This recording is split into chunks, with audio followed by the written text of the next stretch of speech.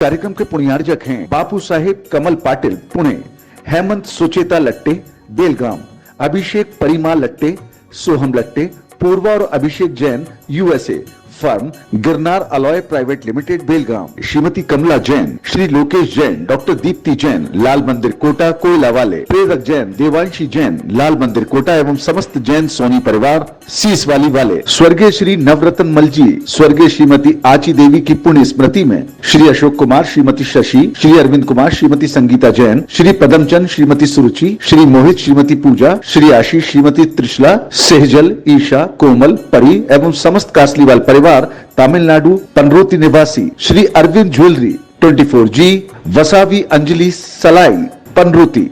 ओम नमः सिद्धेभ्यः, ओम नमः सिद्धेभ्यः, ओम नमः सिद्धेभ्यः। अहिंसा परमो धर्म की आचार्य ज्ञान सागर मुनि महाराज की जय।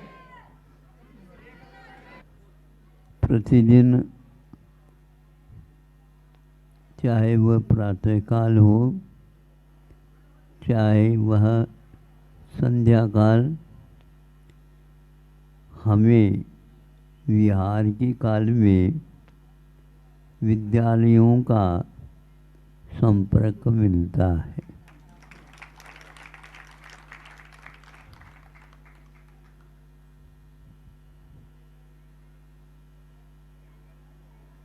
विद्यालय हमेशा हमेशा वीतराग रहते हैं। जहाँ पर शिक्षा दी जाती है जीवन की उन्नति की, जीवन उन्नत बनता है शिक्षा के माध्यम से और आत्मा की सेवा होती उससे, चिकित्सा करने से। हमारी बारीकी के साथ जो कोई भी रोग है या बड़े बड़े हैं, उन सब की चिकित्सा शिक्षा के बिना संभव नहीं होती। विकृति का ज्ञान करना और प्रकृति की ओर उस जीवन को ले जाना एक बहुत महत्वपूर्ण कार्य है। कुछ लोग अपने जीवन को खाने पीने, ऐश आराम करने के लिए निकाल लेते हैं, किंतु अगले जीवन के बारे में जब सोचते हैं, उनके लिए न एक पेपर है, न दो पेपर है, न तीन पेपर है। वहाँ पर तो कुछ है ही नहीं।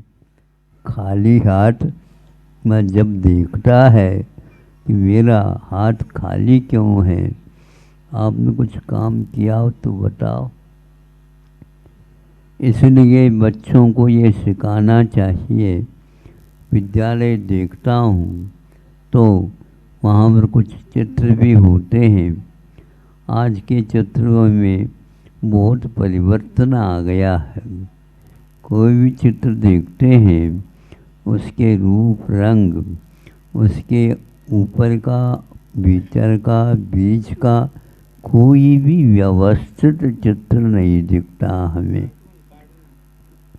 वह उसको कार्टून बोलते हैं और हम तो कहते हैं इसको विकलांग है। विकलांग का अर्थ होता है अंग तो रहता है किंतु काम में नहीं आता, उसका नाम विकलांग है। चित्र को देखते हैं तो यही है। इसी प्रकार गीत को सुनते हैं तो उसके सारे स्वर उड़ गए हैं, व्यंजन समाप्त हो गए हैं, बोल वहाँ पर कोई बोल नहीं है, केवल ढोल मात्र रह गया है। ऐसी शिक्षा को देख करके ये इस शिक्षा संस्था को एक प्रकार के संचालित करने में एक प्रतिभा लगी है, जो संजय कटंगा हैं, वह पनागर के हैं और अविवाहित बाल ब्रह्मचारी हैं। तो वह उसको कहा हमने कि बार बार बच्चों को शिक्षा का मतलब एक प्रकार से 5 इंद्रियों के द्वारा देखने के में जो न आए और मन के माध्यम से जिसको हासिल किया जाए उसका नाम शिक्षा है।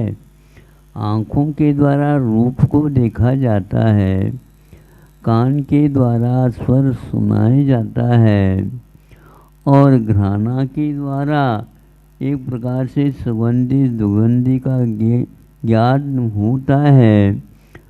आदि आदि स्पर्श के माध्यम से 8 प्रकार के स्पर्श का बोध होता है। रसनेन्द्र के द्वारा भी इसी प्रकार का बोध होता है। किंतु शिक्षा के द्वारा क्या होता है, तो अंतर जगत में क्या क्या वैभव पड़ा है उसका बोध मात्र शिक्षा के माध्यम से होता है। शिक्षक और शिक्षिकाएं विद्यार्थियों को, छात्रों को यह रहस्य देते हैं। माता पिता छोटा से बड़ा कर दिया क्या, और कुछ नहीं, वो पौधा खड़ा हो गया। किंतु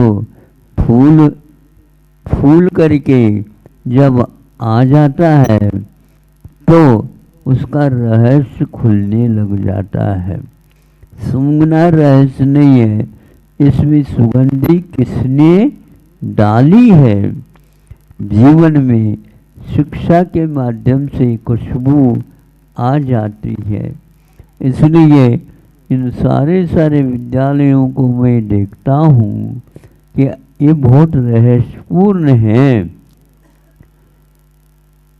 वो एक विद्यालय में शाम के समय पर हम पहुँचे, प्रतिक्रमण किया और थोड़ी सी दीवार की ओर देखा। उन दीवारों के ऊपर बहुत सारे वाक्य लिखे गए हैं। उस पथिक की क्या परीक्षा, पथ में शूल न हो। उस पथिक की क्या परीक्षा, पथ में शूल न हो।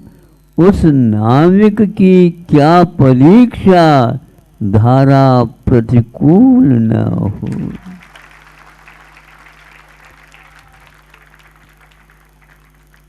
शिक्षा बड़ा अद्भुत है। ये क्या शिक्षा ले रहे हो, गुरुजी जो दे रहे हैं वो ले रहे हैं।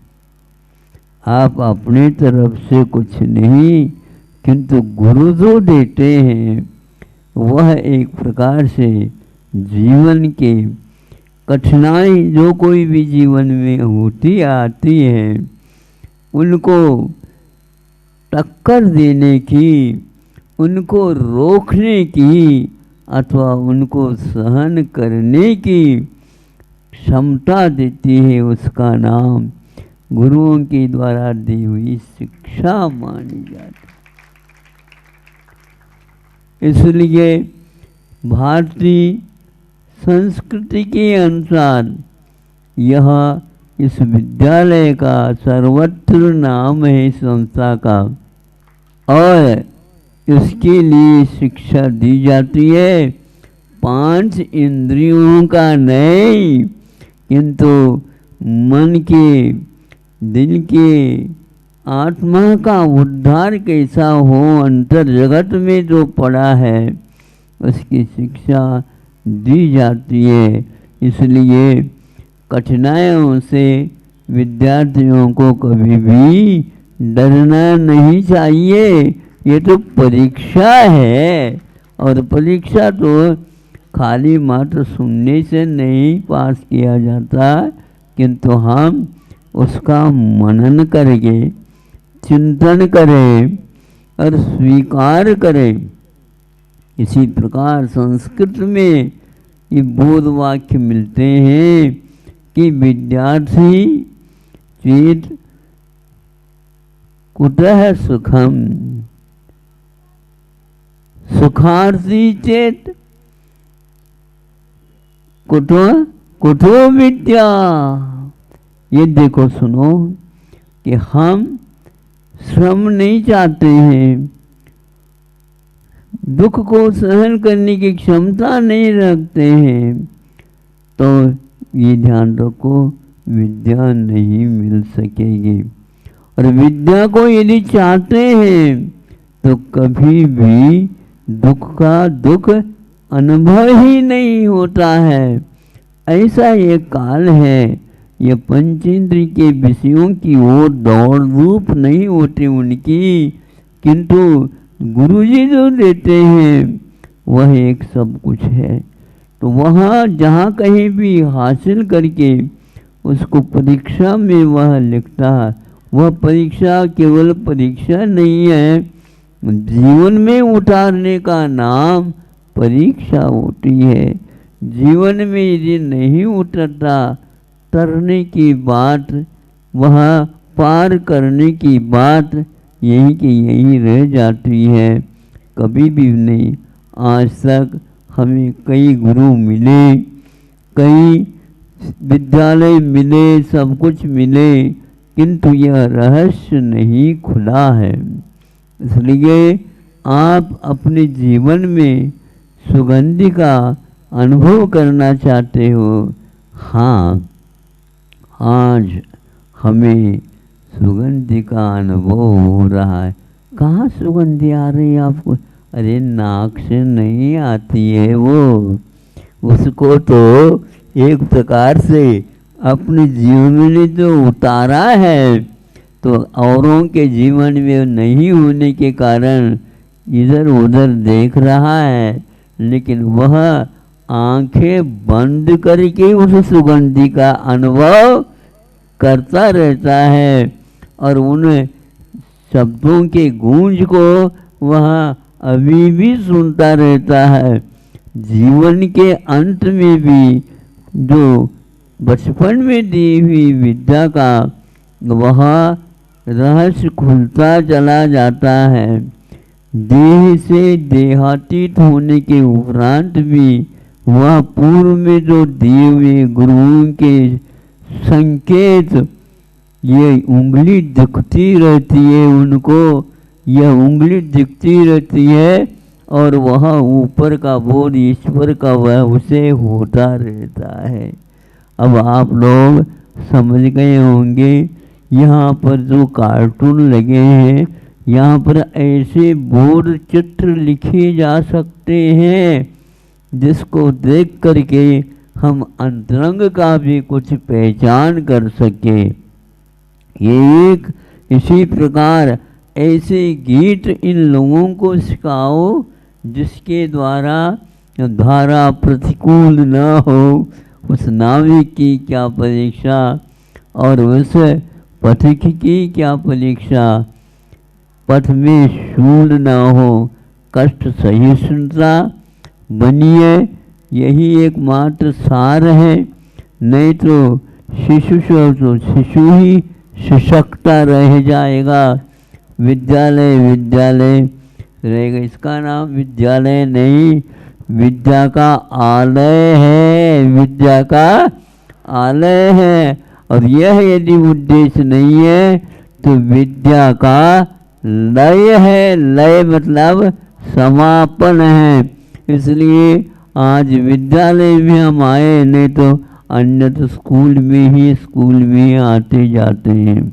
हमें स्कूल का अर्थ ज्ञात नहीं है। आप लोगों को विद्यालय का नाम भी सुनते हैं, लेकिन उसका अर्थ क्या है इसको भी बोध करो। यह सरस्वती शिशु मंदिर है, विद्यालय है। अहिंसा परमो धर्म की। ओम नमः सिद्धेभ्यः, ओम नमः सिद्धेभ्यः। अहिंसा परमो धर्म की। आचार्य गुरुवर श्री ज्ञान सागर मुनि महाराज की। चावल बनाते हैं और कोई भी वस्तु बनाते हैं और सेवन करते हैं, किंतु वह वस्तु तभी खाई जाती है उसमें थोड़े बहुत खारों का अर्थ होता है, नमक डाला जाता है ना। हाँ, उसके बिना वह फीका फीका लगता। उसी प्रकार आप लोग जो कहाँ से आए, खारो पानी का पानी पीने से कुछ नहीं होता, किंतु खारो मैंने नमक उसमें डाला जाता है तो उसको अच्छे ढंग से खाया जाता है। आप लोग मेहनत करके, पुरुषार्थ करके, भगवान के ऊपर भरोसा रख करके अपनी समस्याओं को दूर करने के लिए प्रयत्नशील है। इसको देख करके ऐसा लगता है दुनिया में कोई गरीब हो ही नहीं सकता। सब बैठे बैठे खाना चाहते हैं। कोई बात नहीं, बनाओ और बैठ करके खाओ, किंतु बनाए बिना वह काम ठीक नहीं लगता। तो यहाँ सुन करके मुझे लगा कि चूंकि बार बार मैं कहता था कि यह जो शहरों में रहते हैं उनके उपदेश देने के अपेक्षा से जो गरीब हैं, गरीब का मतलब ऐसा नहीं, धर्म से तो साहूकार है, श्रम करना पड़ता है, उस गरीबी को दूर करने के लिए पुरुषार्थ करना पड़ता है। तो आप लोग भगवान के नामस्मरण करते करते इस प्रकार पुरुषार्थ करते हैं। गांव से आए हुए लेकिन आपकी शुद्ध हिंदी सुनकर के ऐसा लगता है कि आप लोग भगवान की भाषा को भी बहुत अच्छे ढंग से समझते हैं। गरीबी कोई वस्तु नहीं होती है, भावों में गरीबी होती है।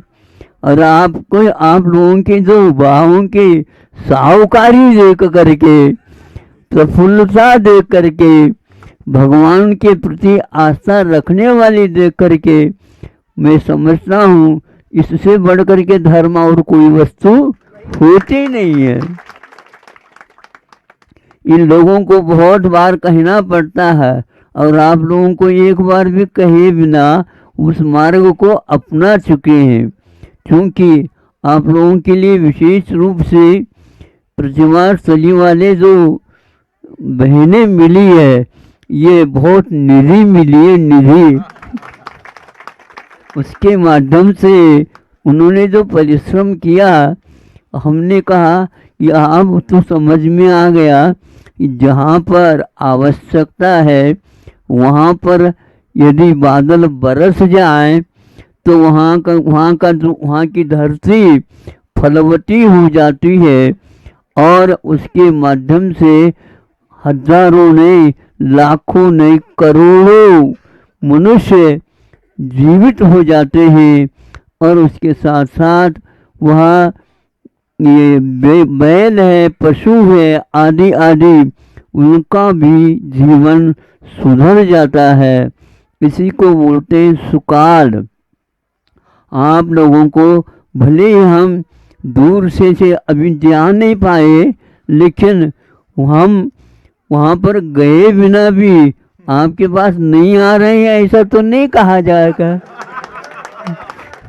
भावों के माध्यम से भी सब कुछ होता है, बल्कि वही सब कुछ है।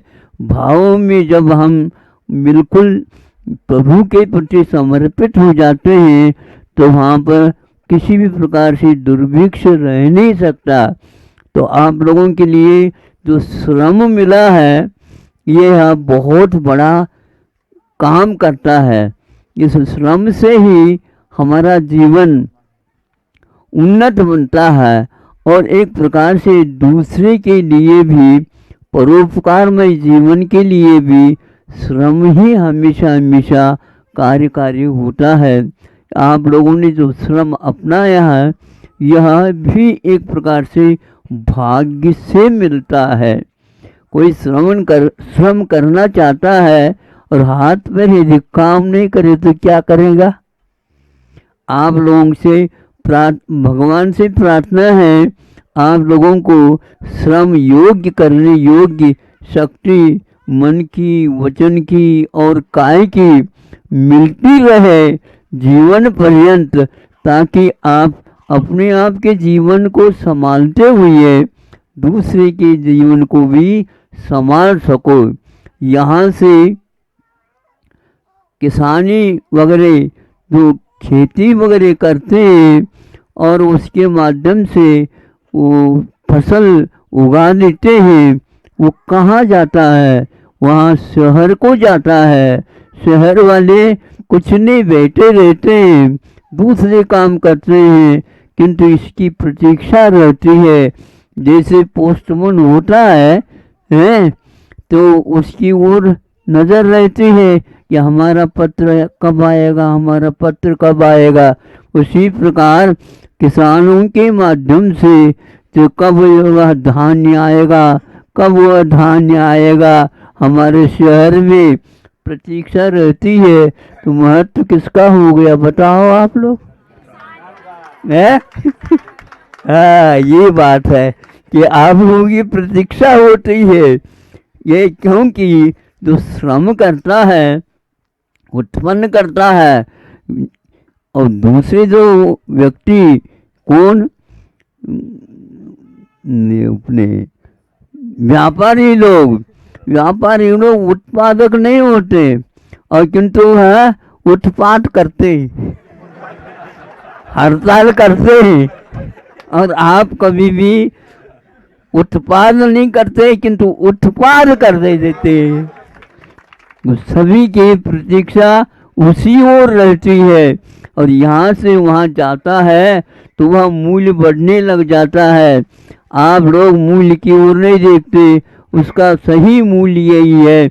जो भूखा है, जो प्यासा है, वहाँ तक यह पहुँच जाए तो वो अवश्य है आप लोगों को याद करेंगे किसने यह पैदा किया है और हमारे भूख को, हमारे प्यास को उन्होंने बुझा दिया है। भगवत तुल्य होता है किसान वगैरह, क्योंकि वो किसी भी प्रकार से अपनी न दे करके अपने के लिए जितना आवश्यक है उतना रख करके और सभी के लिए वितरण करते हैं। भगवान भी इसी प्रकार के हैं कि वह सभी के लिए धार्मिक वातावरण बनाने के लिए ऐसा आप लोगों के लिए आशीर्वाद देते हैं, जिसके द्वारा आप लोगों का जहाँ रहते हैं वहाँ पर सुभिक्ष हो जाता है। सुभिक्ष होना और एक प्रकार से भिक्षावृत्ति रखना, इसमें बहुत अंतर है। आप लोगों ने श्रम के माध्यम से जो अपने जीवन को खड़े करके और दूसरे के लिए भी सहयोग देते रहते हैं, यह एक प्रकार से उन्नति का एक मार्ग है। प्रभु के द्वारा बताया हुआ मार्ग है, उस पर जो चलता है वह निश्चित रूप से बहुत ही जल्दी प्रभु बनने की क्षमता अवश्य रखता है। हाँ, जो व्यक्ति अच्छा कार्य करेगा निश्चित रूप से उस अच्छा के फल में उसको प्रभुत्व अवश्य मिलेगा। किंतु यह विश्वास का काम है, मेहनत की काम है कि इसको करने से ही हमारा उद्धार होने वाला है। इसलिए हमने कहा है इन लोगों को, भैया रास्ता हमारा कहीं भी हो लेकिन वह रास्ता उससे तो संबंध जुड़ा हुआ रहता है। एक रास्ता दूसरे रास्ता से जुड़ा हुआ रहता है, वहाँ पर सभी सुभिक्ष के सब पदार्थ पहुंचते रहते हैं। आप लोगों के द्वारा यहाँ पर सुना होगा कि महाराज जी का संग आया है, तो जो ऐसा करो तो वह पूरे पूरे आ जाएंगे। कैसे आ जाएंगे महाराज? लेकिन जैसे नाम लेते हैं वैसे आ जाते हैं। हाँ हाँ, ये नहीं, बिल्कुल सुभिक्ष का यह वातावरण है, नहीं समझे? पानी का सुभिक्ष यह बहुत महत्वपूर्ण है। ये इसके द्वारा कितने धान इत्यादि के लिए, गेहूं मक्का इत्यादि के लिए जो ध्यान रखो, वह जो बनता है वह वैसे जादू से नहीं बनता, बस श्रम से बनता है। और उस श्रम के कारण ही सुभिक्ष हो जाता है। भिक्षा मांगने से नहीं, सुभिक्ष का अर्थ होता है जो मांगता उसके लिए देना। तो किसान लोग जो क्या क्या क्या करते हैं, वह देते रहते हैं, पैदा करते रहते हैं, पैदा होता जाता है। भाग्य से, श्रम से, अच्छे भाव रखने से होता है। तो वो कि अपने जो कोई भी क्या करते हैं, नहीं, खेती बाड़ी आदि करते हैं, खेती भी करते हैं और बाड़ी क्यों रखते हैं भाई? ऐसा है, उसका जो है अकाल में कोई खा न ले, नहीं समझे? अकाल में खा न ले, इसलिए बाड़ी लगाना पड़ता है। और लगाने से समय पर वह पक जाता है और वह बाड़ी को निकाल करके रखते हैं और वितरण करते। किसान कभी भी संग्रह नहीं करता, क्या समझे? बाकी सारे ताले लगाओ। अरे सुभिक्ष से आया है, धन धान्य आए हैं, उसका वितरण करो। हाँ, थोड़े बहुत रख लेता है और पूरा का पूरा इतना जो वह फसल आ जाती है, उस सब को वह वितरण करता है। इससे बढ़ करके कोई दान दाता है ही नहीं। ऐसे दाता लोग हैं ये, हाँ, जो सब लोगों के पास खेती बाड़ी के माध्यम से पहुंचा देते हैं। बैलों को भी वहीं पर शहर में भेज करके वहाँ पर सबको दान दे करके और अपने लिए थोड़े बहुत आवश्यक है।